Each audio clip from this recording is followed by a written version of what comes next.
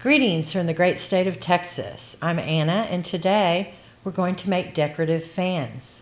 In Texas, it gets hot, y'all. We need our fans. If you like this craft, at the end of the video, you'll find my template and directions. This is my inspiration. It's a fan I bought in Brazil, though it was made in China.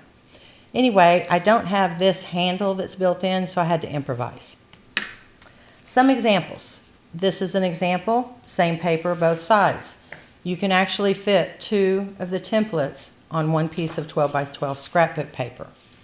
Another option is a fan with different paper on either side, and again, two pieces of paper that coordinate.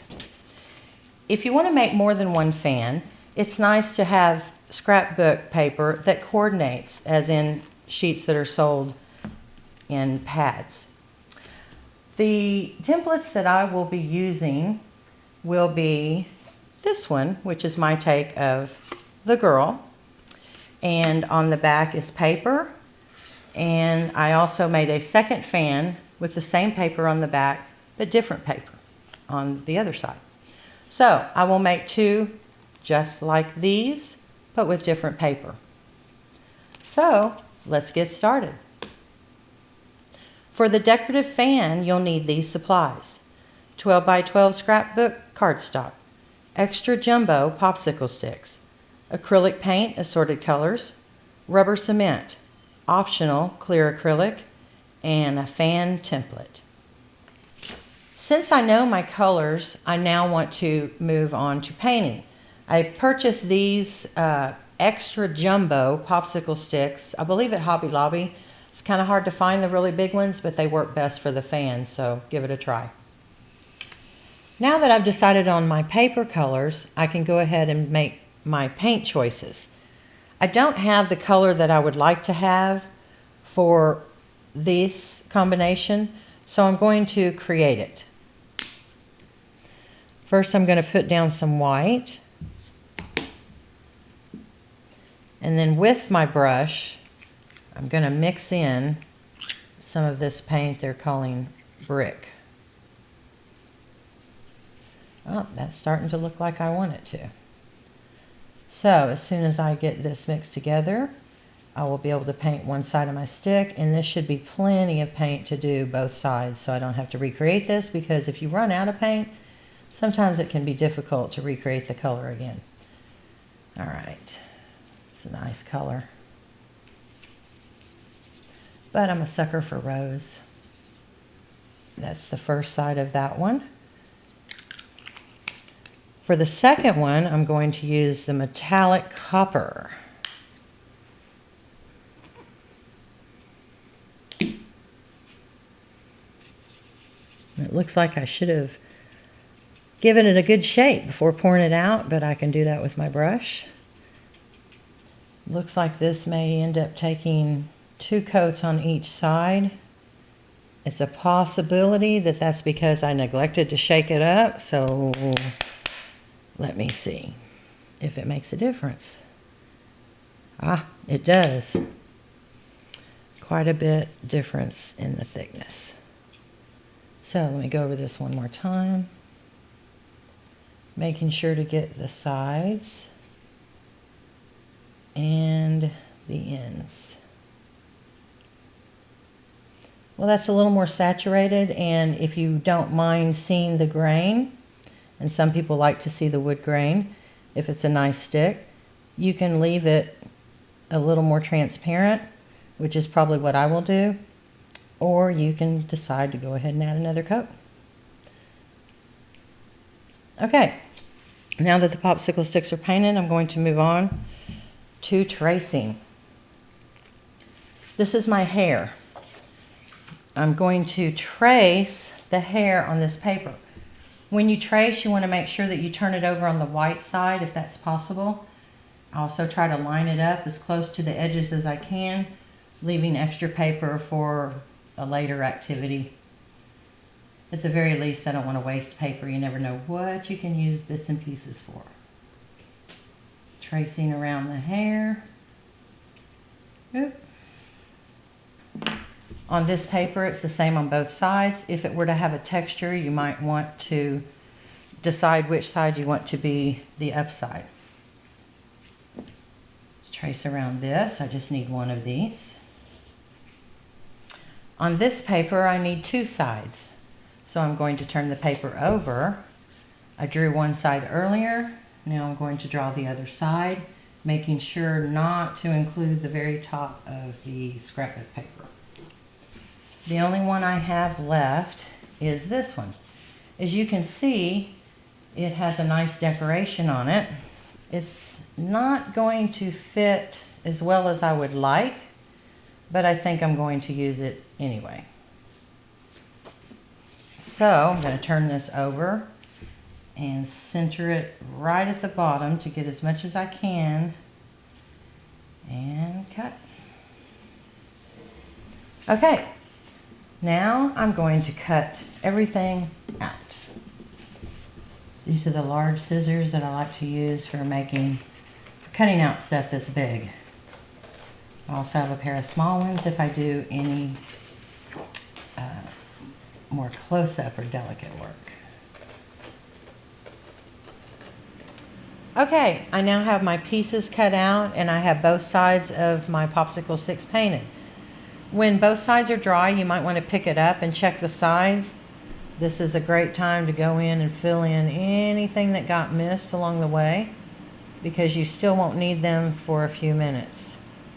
Okay, I'm ready to go ahead and glue on the hair. For any paper products, we want to use rubber cement because it does not wrinkle the paper. It comes with a built-in brush if you're not familiar with it. I do tend to wipe some of it off, or it can get gloppy, especially if it's a brand new bottle. I buy a big bottle and refill my little bottle. Okay, the beauty of the brush is you can get into tighter spaces. And if it looks like it's starting to dry, that's okay. It will stay tacky. In fact, you can pick it up and reposition it. It's one of the other things I like about it. You can pick it up and reposition it for several minutes. You have that window.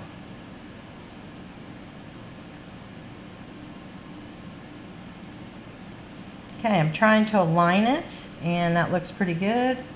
So I'm just going to press. I am not going to do the same thing I did here. First of all, her hair is more decorative, so I'm not going to add the flowers. I'm not going to put this little embellishment there. Instead, I'm going to draw it, and I'll also be drawing the eyes. I'm going to do something a little different for the mouth as well. So here will be my nose.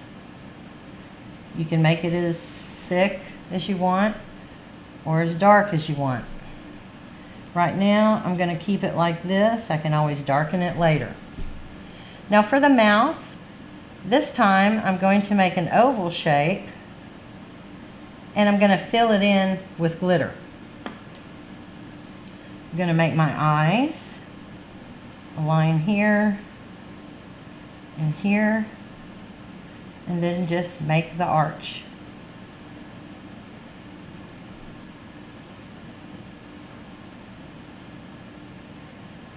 They're not going to be exactly the same. Nobody has eyes that are exactly the same. Alright, so I'm going to fill these in.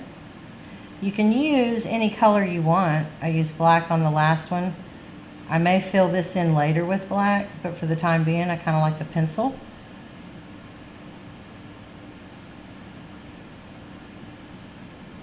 Okay, so for the mouth, I will use Elmer's glue, and I'm going to make a line around the edge.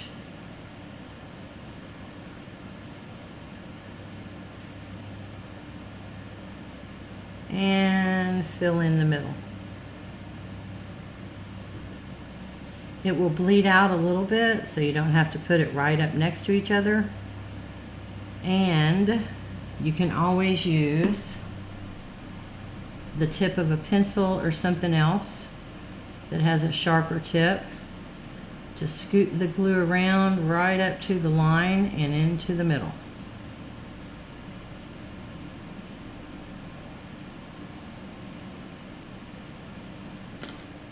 Now I have some glitter that I had chosen. I'm going to pop that off and saturate it.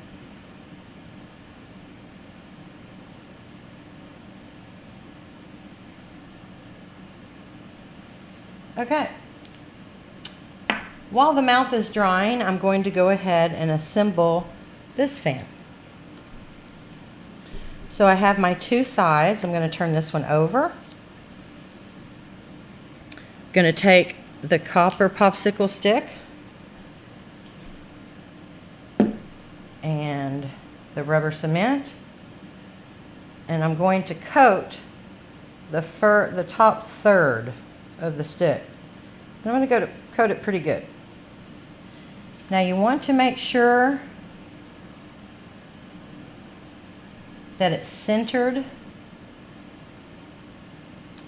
and it's right about where the glue is. As you can see, it goes halfway up, maybe a little more, through the fan. That's what makes it sturdy. Like I said, the rubber cement can be adjusted if you catch it quick enough. So I'm going to go ahead and coat the paper. I'm not coating both sides, so I want to do it pretty, not real thick, but well enough that it's saturated the paper. Okay, that looks about right. And the last thing is coat the top of the stick. Okay, now I'm going to take the other side of the paper, center it over the top, and press.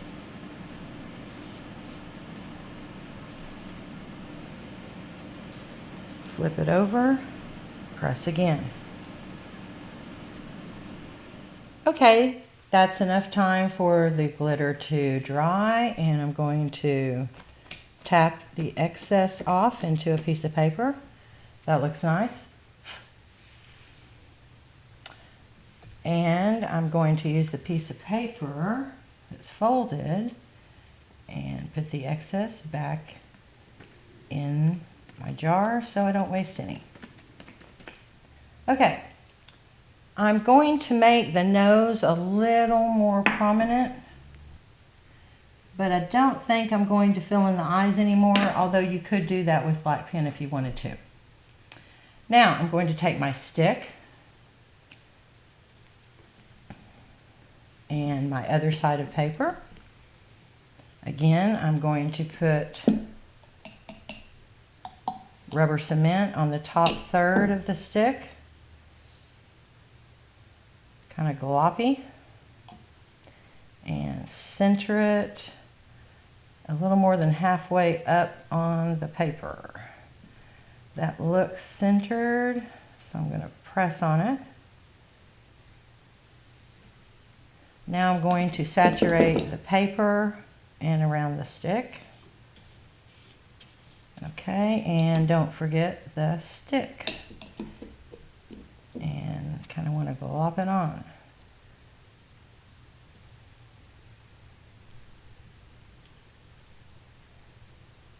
All right.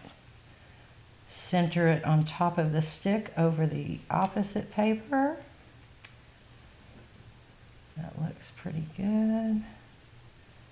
Adjust it just a little bit.